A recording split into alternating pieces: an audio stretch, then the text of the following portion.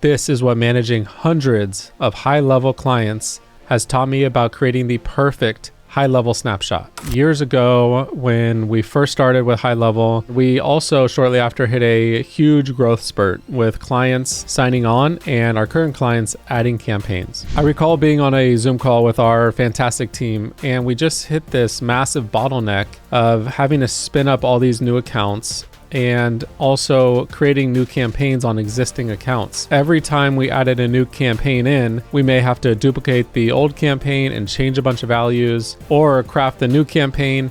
And when we're doing that on the fly, names were messy. We weren't sure which workflows did what and which custom values tied into what. So many wires were crossed, and this just became a snowball nightmare that we had to deal with. So instead of trying to just scramble and figure what we can out now, it was time to deal with this issue right then and there so we could live in agency peace. That's where we developed the 5S framework for high-level snapshots. I'm Zach Herman. I built a 7-figure agency while being a web developer and doing this on the side and spinning it up to what it is now with our team here in San Diego. I've learned that outside of marketing and sales, of course, systems and automations are the key for business success and scalability.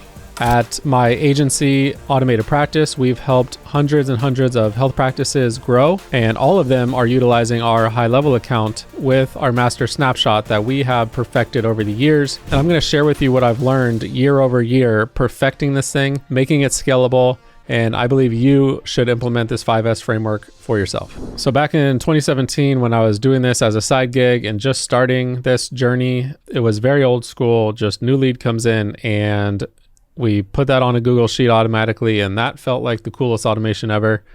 But times have changed. And when HighLevel was introduced in their first year, I joined on there. I have a good relationship with the owner and a lot of the leaders over there because we came from a similar mentorship group. And so I trusted them, and they have built an insane product over the years. And I believe they're one of the fastest growing companies ever. There's a lot of people that just ask questions and how should I best do this? But I always believe the best thing is diving in head first and then figuring it out. So once we hit 30 or so clients, that's when we realized we really needed to create systems and structure this thing the right way. Otherwise, we were going to be way in over our head and just falling behind. Today, the system is very well thought out, so much so that we have a DIY option of what we do for our agency that we sell as a standalone SaaS product that our clients can utilize without our hands-on help. And so just because this snapshot is just so well built, we are able to do that. So before we dive into each section of the workflow and how to structure this thing, I want to introduce to you the 5S framework for high-level snapshots. The first thing, of course, is structure. You really want to structure this thing, and this is going to dive into folders and organization. The next is specify, and this relates to naming conventions. And if you're not familiar with what specifying a naming convention is you're just sticking to a particular naming pattern that should work throughout the whole system, and we'll jump into that. The next is systematize, and specifically, we're talking about custom values. I believe custom values are the core of what really makes HighLevel special, but creating a system around custom values is very key. The next is streamlining, and that relates to workflows. We really want to streamline the way we do workflows, keep it consistent, and I'm going to give you tips on how to organize the workflows, but also what to do inside the workflows to just save you hours and hours of time. Lastly, standardize, and that relates to standard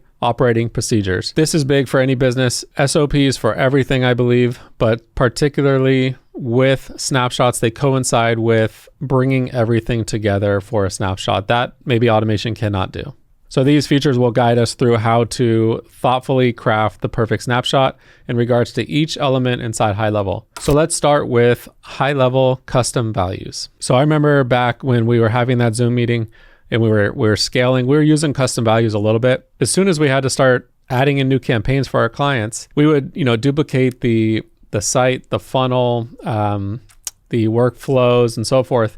And we would go in there and find the values that pertain to the last campaign and update them to the new ones. And that isn't scalable at all. I mean, we're talking every single text message, every single email, the landing page, forms, calendars, so much. There's so much for each campaign multiplied by each client. It's going to be a nightmare. So we try to have quick fixes and that just didn't work. So when you talk about money lost, if you're looking at 2 hours per campaign, per client, doing the math on 30, 50, 60 clients, I mean, you're losing weeks of salary in a business. Not to mention the hours and stress over troubleshooting the issue that arises on the fly every time. So if you're not familiar with custom values, these are values that you can define one time and then use that code, this little snippet of code, anywhere along the entire site. So sites, text messages, emails, calendars, pipelines, opportunities, anywhere in the high-level ecosystem, you can utilize these custom values and that'll just be a placeholder. So if you think about something like business owner name, for example, and the email is from that name, but then maybe on text message, they say, hey, it's blank business owner name. And then maybe that name is also on the landing pages and so forth. So if that business owner name changes, you don't want to be scrambling all over and just trying to find instances of those so you can change that manually. Where custom values come in is you simply create that and you define it once, and then it gets placed into all those elements that I mentioned. So I want to give you an example of how to apply that framework to custom values. So first we want to talk about structure, which is the organization of these custom values.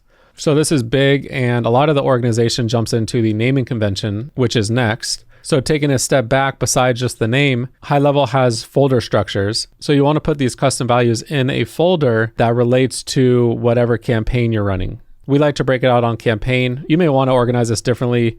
Maybe your company relies on events to organize things.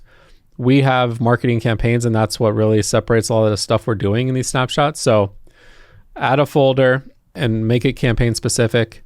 And then a pro tip too is if there's any values that are shared amongst the entire site that aren't campaign or event specific, you can create a root folder or a base folder, or just keep those outside of the folder. So for custom values, those first three S's are structure, specify, and systematize. So that means creating an organizational folder structure, and then naming those custom values appropriately. And then systematize is purely about custom values because I believe that's the core of everything with GoHighLevel. And so that's just being thoroughly thoughtful with custom values. So we'll talk about all those three right now. Streamline is more dealt with the workflows, which is up next. And then standardize is very specific towards SOPs and managing the snapshot itself. So we'll get into those towards the end. One thing that's very, very important is create a custom value for everything. Even if there's only one instance of it and it might be changed ever, create a custom value for it, because you may only have one instance of that now, but you may create more later and you might not know if something has one value or not. So the rule is if there's ever anything that may need to be changed at any point, create a custom value for it. So you need to think deeper than just business owner name or address, even though that's built into GoHighLevel. You want to think deeper on like some of the things inside workflows, like the from email address or email address for notifications. You know, you might think about just plugging that in straight into these workflows, but create custom values for those too, because those are definitely going to change. Even if you're an agency owner and you're putting your agency name at the bottom of their website, put that in a custom value because you might change that at some point. So then when you're creating these custom values, don't just willy-nilly create custom values. Write them all down, put them in a spreadsheet, and begin to organize these. So for example, you don't want to just on the fly create a custom value that's offer price or offer name. So while you're organizing these things, you want to group anything that's related to the offer. First off, the offer is likely geared towards a campaign, or like in the other example, if you're event-based, maybe it's geared towards a certain event. So make sure it's in the right campaign or event. And then once you have all these things organized, that's when you want to utilize that naming convention. And the one I really love and we use across the entire snapshot is campaign name, space, dash, space, and then the the custom value itself. I know when I say space dash space, I sound like an absolute crazy person, but the way development and computers and all that work and organizing things alphabetically is if one thing has a dash space and it didn't have a space before, it's going to be alphabeticalized differently. And also maybe I have a low OCD, but it also just looks really pretty when everything's named the right way. But when you have dashes in different places and you're using spaces in some areas, you need to be consistent because it's not going to alphabetize things correctly. And so you want to be very strict with that. So we have campaign, space, dash, space, and then the value. And to dive into that further, when we were just talking about offers, for example, let's say this is a chiropractic decompression campaign. We would have decompression, space, dash, space, and then we may have offer, space, name, and that would be the offer name. And then the next one would be offer, space, price, original, and then offer, space, price, savings. And the reason why we add so many words in there is that will organize it. And so all the offers will be together because they all started with offer, and then all the offer price things will be together as well. So be very thoughtful in the organization step because you want to create these things so when you're going through the custom values, the offer things aren't scattered around. Even if they're all in that decompression folder, you want all the offer things and all the price things to be grouped together. So keep that naming convention very strict. Also, here's a pro tip too, is while you're creating these things, at the time of recording this, if you rename one of these custom values, because you're probably going to be doing that a lot in the beginning stages, don't rename it. Don't rename the value itself because the code that generates when you create it stays the same. So if you want to redo that, you need to delete that and recreate it. Otherwise, like I said, that little code snippet is going to stay the same and you're going to be very confused later. If you want to get advanced with custom values, you can do things like, one of the cool things we do is I have a custom value that says map embed code. And I'm sure a lot of you can embed a Google Maps code, and that's on the landing page or what have you. And instead of going and grabbing that script or what have you and placing that every single time, instead we have a system that the code has the custom value code inside it. And then all you need to do is update just a certain part of that and utilize that custom value to make that easier. So you don't need to jump in to the funnel every single time and then edit that code every single time. Instead, you can just do only the part that changes in the custom value. If that doesn't make sense, just keep listening. That was just a sort of advanced pro tip. A slightly less advanced one is you can also do images as custom values. So the URL or the website of the image, you can utilize for things like logo or a team photo, if that's always a team photo in a certain place on your landing page. So consider utilizing them anytime. Almost consider that you never want to edit a landing page or a website if you can put everything in a custom value. Now, a close sister to custom values that I won't spend a ton of time on because you want to apply the very same rules to it is custom fields. And if you're not familiar, the difference between custom values and custom fields are they work the same, except a custom field is specific to a contact. So if we're talking about that chiropractic decompression example, a contact, you may create a custom field called pain area, and then John Doe's pain area may be shoulder. So it's very specific to the contact, and it's basically that value for the entire site, no matter what. Hopefully that makes sense, but you want to apply the exact same rules, folders, naming conventions, and all that for custom fields. And then on that note, you actually want to be very particular with the folders because when you go into a contact, you could have a very, very long list of custom values there, but if you put them in those folders, they will be organized that way and you can kind of collapse them and make that section a little easier to read.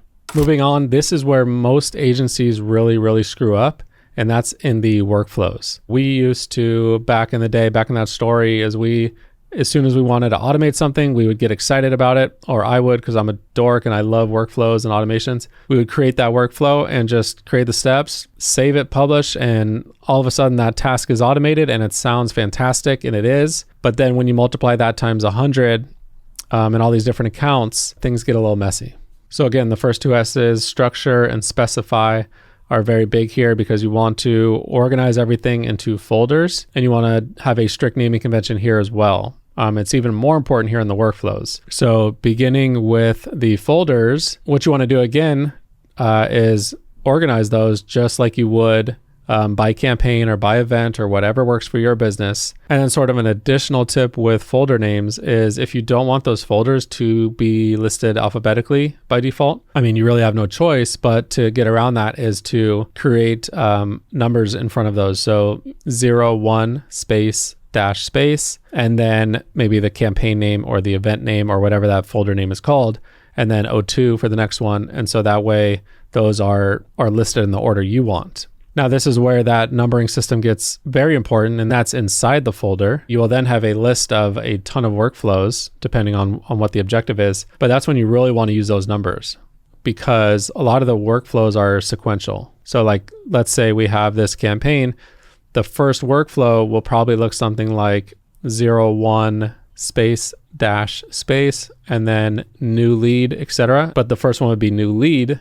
And then maybe the second one is for if a lead replies to a message. The maybe 3 or 4 somewhere down there is if they book an appointment. One of the further down the funnel, you want to think about that sort of funnel flow. That might be that they showed up, whatever the workflow is for that. So it's very key to put those in the order that you believe is best. And I think the order of the funnel is what's best. Now, carrying on to that naming convention, even getting more specific, is even though you're inside a campaign or an event or whatever folder for organization, you still want to name that workflow accordingly with whatever that folder name was. Because in certain areas of high level, when you're appending a workflow, sometimes you can go into contacts and select a group of them and add them to a workflow. You're going to get a drop down or a search box of all these workflows, but you're not going to know what folder they came from. So if you name every first workflow inside every folder as 01-new lead, you're not going to know what that pertains to. So don't rely on the folder names to know what that workflow is. So for example, if we're sticking on that chiropractic decompression, the very first workflow for us would be decompression. I'm going to stop saying space dash space every time because it's a very weird tongue twister. So when I say dash, you know I mean space dash space because I'm a psycho. So decompression dash 01 dash new lead. And then what I like to do, and you can utilize whatever you want here, is I'll put 2 slashes after that. You can put a dash or you can put the vertical pipe. But then I like to do a gist or a summary or a short list of the things that happen in that inside that workflow. So for this example, decompressions dash 01 dash new lead, double slash, and then it might be create opportunity, Facebook conversions API, and I might abbreviate these to make the title shorter, and then text, SMS, and email. And so that would help me look, when you're looking at this folder, you can realize, okay, you could possibly not have to jump in there and just see, oh, I get it. That workflow is for new leads that come in, and I can kind of tell what happens. And by the way, that new lead, that part is really what the trigger of that workflow does. And if you're not familiar, the trigger is the very first step that you define, and that's what activates this workflow. So in this example, what activates the workflow is new lead. You may want to even be more specific with like form submitted or new lead form submitted. So you kind of have to have a balance there between creating way too long of a name versus trying to get the gist across of what this workflow is and what it does. I'll drive this home with another example that's completely different. Let's talk about a weight loss funnel where these individuals are purchasing a package on the landing page. So we have one that's weight loss dash 03 dash purchased, which would be that trigger, and then double slash remove from workflows, move opportunity, and send calendar. So right at the gist, when you're looking at that, you realize, okay, that workflow is number 3. So they've gone through some steps. That's when they've purchased. And I realize that it's removing them from other workflows so they don't get confusing messaging. And then it's moving that opportunity to the next stage. And then it's also sending them the calendar link. So it's pretty obvious. And then I'm going to give you tips for if you do have to click into it, how to make it so it's very easy. And so you don't have to click into every single step, which I believe a lot of agencies are, like I said, getting this wrong, because when you create a step, it gives it a title, and I swear almost everyone just leaves that title, and you could save yourself so much time by actually spending 5 seconds in renaming it. So like I was saying, if you're creating those steps, like an email, the title of that's just oftentimes just defaults to like email 1 or email 2, and then a text, SMS 1, SMS 2. And I see this all the time. So what we like to do is if you're creating an email, rename that to the email subject line. So at least you know, because if you're looking at the workflow, you're just going to see email 1, SMS 1, wait, email 2, SMS 2. Just editing that title is everything. So in the email, you can put the subject line. In the SMS title, I like to just put the gist of what the SMS is. So it could be an introduction text. It could be a following up text. You almost don't even want to say appointment reminder text because it's probably in a appointment reminder workflow. On this one, you might want to say 5-minute before call text. And that way, you know that that text probably says something like, hey, our call's in 5 minutes. Just looking forward to chatting. And then outside of messaging, like on the wait steps, it'll just say wait by default. This one's obvious. You want to add the time in which you're waiting. So wait 5 minutes or wait 24 hours or what have you. Again, that's if you didn't do that, you'd have to click on every wait step and see how long you're actually having to wait. I have a feeling at some point GoHighLevel may utilize a little bit of AI to help at least generate a handy title there. But at the time of this video, they're not doing that. The last couple of things to drive this home. Another popular one that you'll use a lot is tag name. It'll just say add tag, but instead rename that to add whatever the tag name is. And then the last one I'll use is the add/update opportunity step, which is very common. And again, it'll just say add/update opportunity. Instead, you want to say what's happening there. So in a new lead, you might want to say create opportunity new lead column. Whereas like in that weight loss example, you might want to say move opportunity to purchase column. So you want to be very thoughtful there, because your future self will thank you when you forget that what you did there a year later, or a virtual assistant that you hire or a team member it'll save your team hours and hours and hours of time. Next, because these titles and so forth are limited to, I think, like 50 characters, is you can leave comments on every single step. So do this if you can't get your point across in those 50 characters. So for example, one thing that we utilize that a lot for is a reason for a change, or on top of that, what used to be there. So if someone's jumping in there and is like, this doesn't look like it used to, you could see the comment and it says, Zach says, on October, whatever, said, here's the reason why we changed this. And then it makes complete sense. And you don't have to, your team doesn't have to message you, and then you're wasting a lot of time productivity wise there. Another thing I like to use it for is, if you're familiar with how webhooks work and tools like Zapier work, is you get a webhook. And so if this doesn't make sense to you, just ignore it. But, on that webhook step, I will link, the workflow inside Zapier. That way the person going in there or my future self will know where this webhook's coming from. And then also what's cool, at the time of shooting this, rather recently, GoHighLevel released another update where you can just place sticky notes anywhere on the workflow, which is kind of cool. So you don't have to jump into the step and click the comment. It'll just be very apparent to you. So utilize those as well. All these things don't hurt. So if you're considering it, just do it. Now this is going to help you save hours troubleshooting in GoHighLevel. So what you're going to do is, at the beginning and at the end of basically every workflow, you're going to use the step that says create note. And this isn't the notes that I was just talking about. This is creating a note inside a contact. And so what you want to do is you can say contact entered whatever this workflow is. And just that simple line, at a later time, you can go into this contact. If you're having issues or wondering what's happening, sure, you can see what workflows any contact has been in. But when you add these notes at the beginning and the end of a workflow, you're going to see exactly what time they entered this workflow and what time they exited the workflow. And you can get even more granular by, if you have like a conditional if statement, that's where it branches off. You can put notes inside each one of those, and you can say contact reached whatever this branch is. And then you can quickly just troubleshoot where this path, and maybe you have two workflows that fire off at a very similar time. Those notes are going to tell you in what sequence those went in. And that's a really cool hack that you'll be able to see on the contact level. You'll see all these notes, and that's the timeline of when they enter these workflows. Now that we've applied this system to what I believe is the foundation of HighLevel, which is those custom values, custom fields, and workflows, let's see how this applies to some of the other features of HighLevel.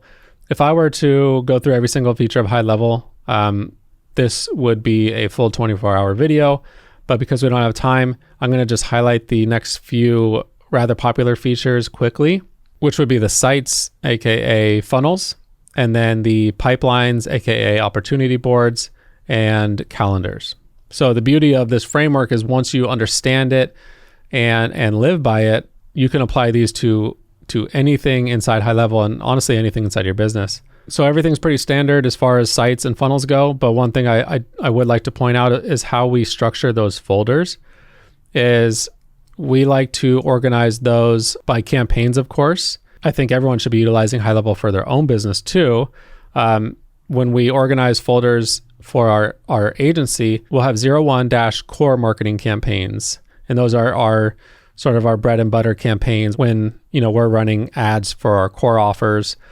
And then we'll have 02, and these will be like event or seasonal marketing campaigns. And so that's when we add in specific, maybe Black Friday offers, or maybe we're attending an event. And so we'll create the landing pages and funnels for those.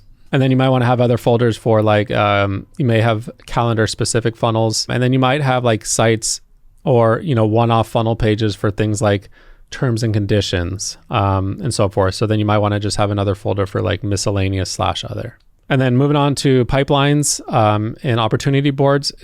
This is where a lot of business owners or agencies will overly complicate things. So if you're running HighLevel like we are and you're doing multiple campaigns, you can kind of think about how to use the opportunity board in a couple different ways. You can choose to have one opportunity board for all leads, all business that comes in.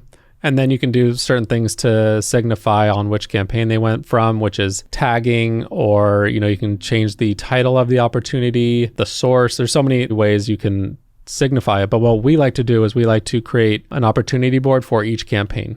This really helps us because some stages are slightly different. For example, like the weight loss funnel in this example has a purchase step in there. So it has didn't pay and paid and all that. And that doesn't apply for some of the others. So you're going to have so many columns. And so I just like separating them.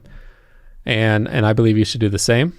So also with these pipelines is you want to create these pipeline or stages, the names very thoughtfully, because what might make sense to you as a business owner or an agency owner may not make sense to the end user that you created this for, or for your employees, if this is your specific account that you're editing.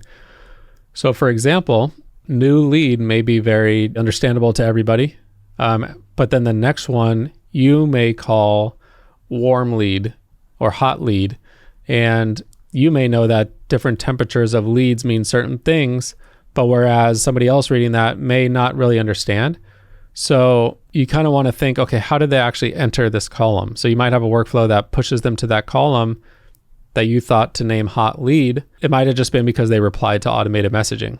So you may want to just name that column very specific as replied to automated messaging or replied to automation, something like that. So when they see those opportunities in that column, hot lead may be confusing, but when it says replied to messaging, then that may be very simple to understand.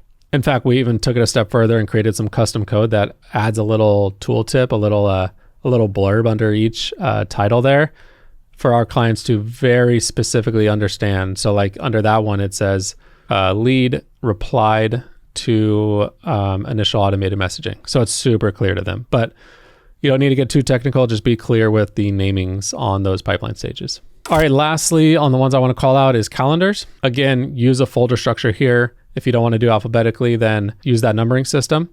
But one little pro tip I want to talk about with HighLevel calendars is name them appropriately, because a lot of times with the visual calendar that you're showing, a lot of times that calendar name is visible to the end user as well.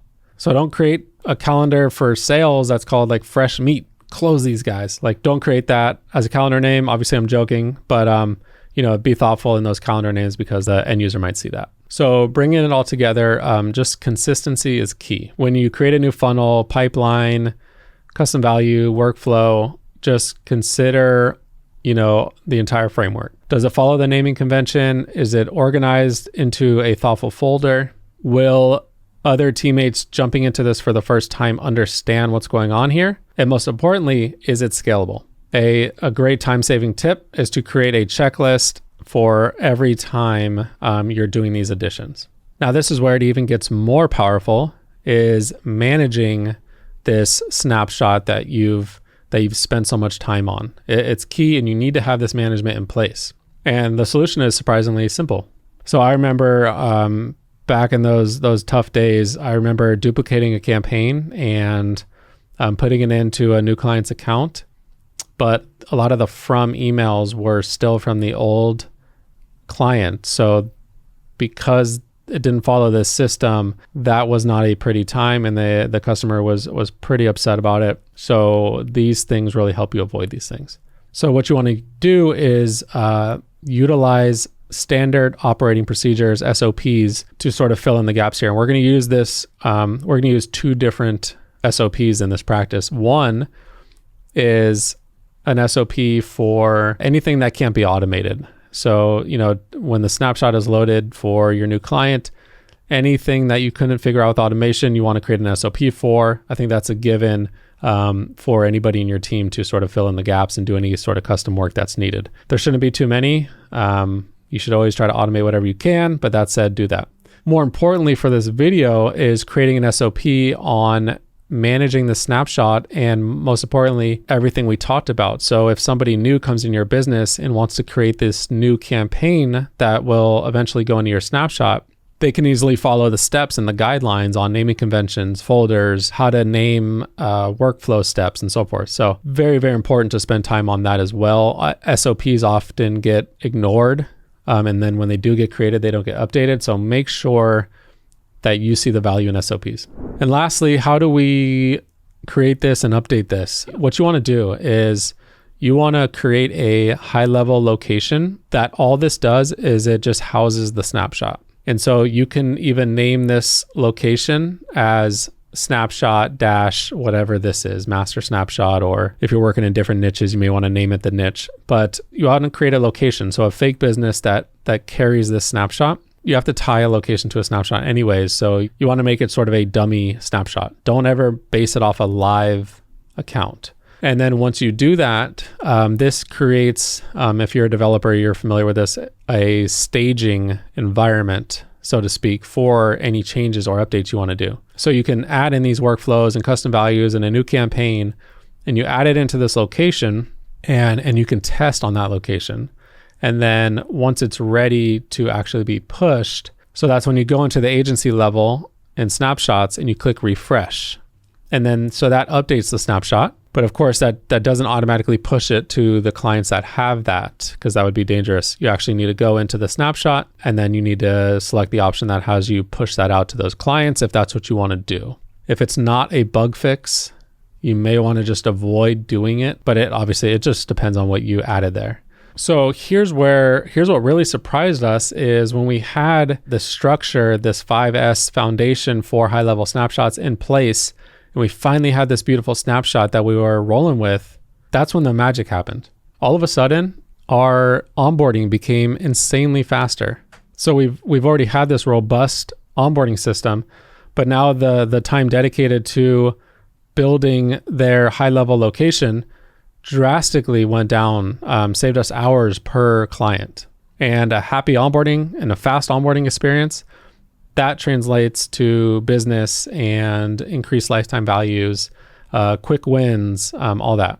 And then we even, furthermore, every single thing that was repetitive, we automated. So going back to that Google Map campaign, on the onboarding in some of our Zapier tasks, we would actually look up their location and plug in the map code and so forth. So I really love all that kind of stuff. So we would really fill in the gaps with automation and really drastically decreased our time thanks to this well-designed, well-organized high-level snapshot.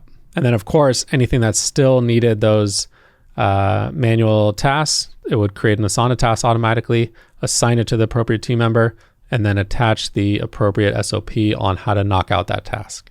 We were then gifted much easier team training and onboarding for our team members because everything followed a system. As soon as they learned one section of our business, everything else came naturally. And then lastly, everything is much easier to upgrade now. So if there's some new workflow feature, for example, we don't have to figure out how to add that into every specific workflow or campaign because they're all very structured similarly. It saves us so much time now by having this organization. I know that's kind of a lot, and that's some intermediate high-level stuff. If you want me to go through the whole thing, or you want me to hit some of the basics that I skipped over, or you want me to deep dive into the super technical, like dig into some of our workflows and why we do things. We've learned just so much over the years. We know the best practices. I can do that for you. Let me know in the comments. And I hope this really answered a ton of questions about best practices for creating the best, most efficient high-level snapshot you'll ever create in the world. Do me a favor, like, subscribe, all that jazz, and I'll see you on the next one.